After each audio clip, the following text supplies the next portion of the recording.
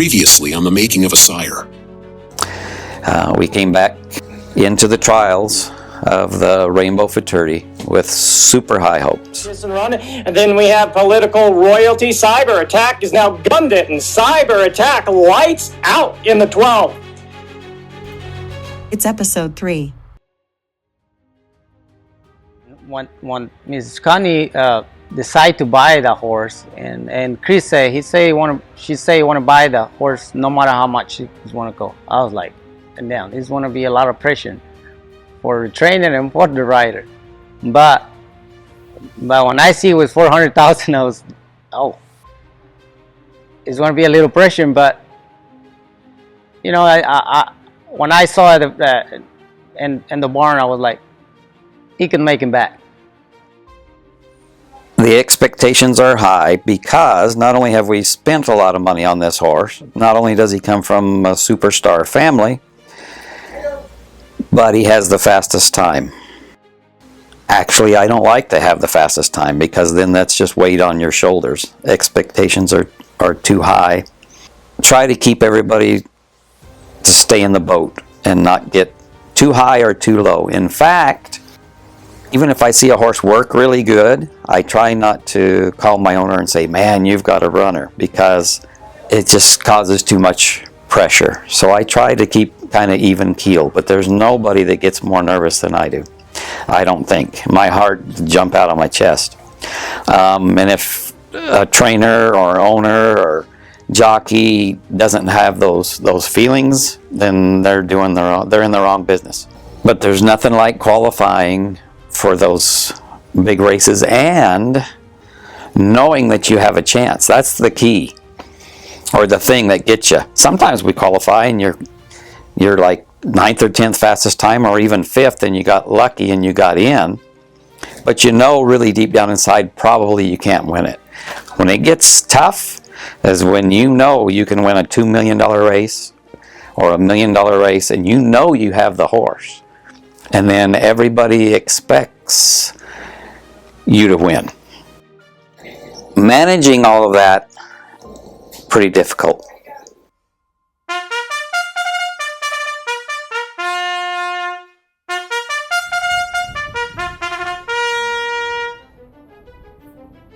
The son of Favorite Cartel, that was a $400,000 purchase at the Ruidoso yearling sale, was getting his first taste of Grade 1 action in the Grade 1 Rainbow Futurity, a $1 million event. The middle jewel of the Triple Crown at Ruidoso for 2-year-olds. Into the finals of the Rainbow we came with very, very high hopes. Meloso, my groom's got him all fixed up, and he looks like he's heading for church. He's got on his new bridle and everything, and off we go. Head for the paddock. And everything's pretty good. I'm really pretty good. The horse is good. I don't think the horse is too nervous. He stands good to saddle him. But once they come in the paddock, I get a little bit nervous.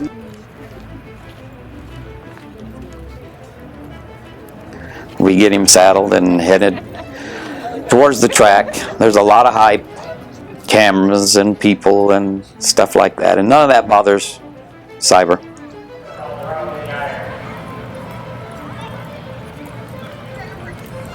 The warm-up's easy peasy, but the waiting and the anticipation is like you wouldn't believe.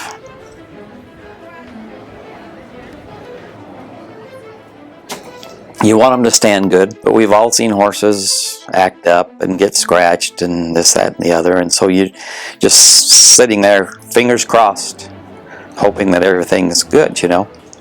And he's standing there like a wooden Indian, like you want him to.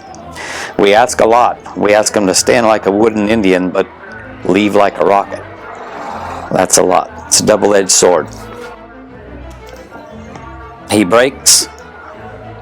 About 2 jumps, he's gone. Off they go down through there, and he's running just as hard as he can run.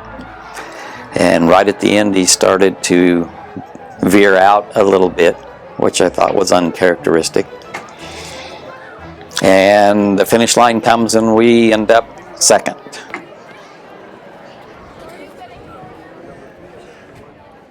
going into the Rainbow, we really had a lot of confidence, saying, this is it. He's going to do it. And I was there. I was there with my daughter, and I was sitting with Eduardo's wife and little boy. I thought he was going to go the last few yards, and then there was quiet amongst us. And I'm thinking, did he win? Because I couldn't see the finish line, and there was no screen around me. And then I heard the announcer. And I said, what happened? And they said, well, he got second. So I didn't know what happened. We end up second, which I'm happy with. In a grade 1 race, $1 million race like that, if you run first, second, or third, it's, we all want to win, but you have to take the defeats. So I'm watching him come back after the race. I'm standing on the track and I'm watching him come back, and I see a little something's wrong.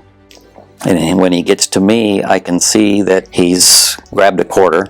We get him back to the test barn and they test him, and then we get him back to the barn and wrap his foot up. And he had cut his foot a little bit. So we needed to do the right thing.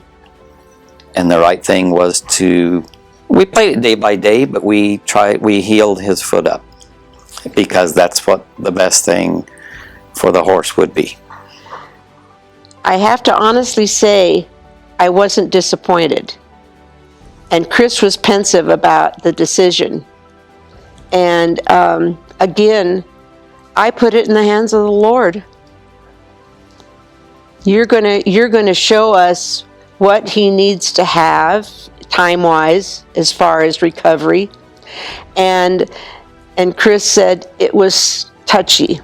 It was close.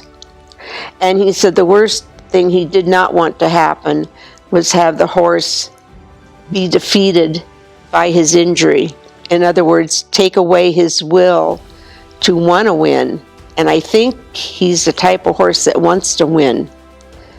So I, of course, was disappointed, but I don't think I was nearly as disappointed as Chris was, because this is his home state. This is where he started. This is what he was going for. So I just played it out.